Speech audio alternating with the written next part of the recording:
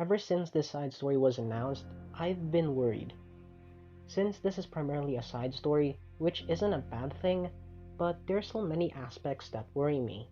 Since we know very little about this manga, we know that the editor is Ogino the Railgun manga editor, and that it's happening this year.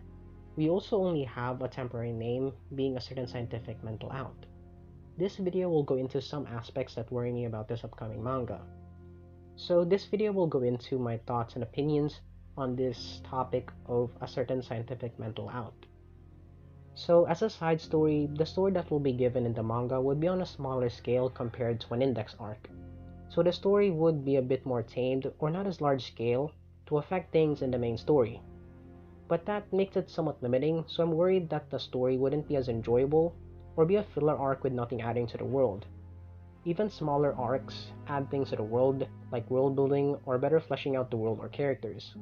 But I'm worried the story is gonna be lackluster in the end, thanks to being a side story, so I'm hoping that it's not gonna be the case. So the aspect of characters worries me due to the main character and the possible antagonist. So the main character, as you can expect, is Shoko Misaki, the 5th rank level 5.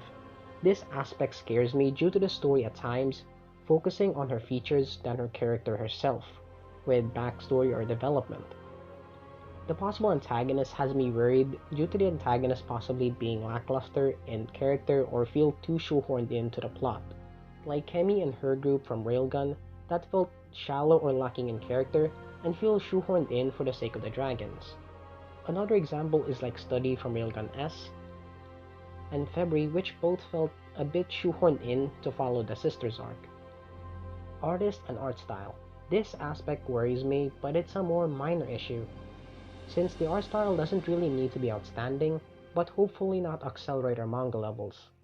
The art style, in my opinion, really just has to improve to express the story, which I'm hoping the art style can live up to that level, that it takes the story and takes it one step further, making a good story into a great story, or a great story into a perfect one.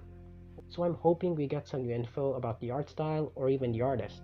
All these points are some worries I have regarding this upcoming manga, but they're pretty minor. We don't even have anything about it, so this is just speculation. So hoping we get some new info soon to ease some of these worries.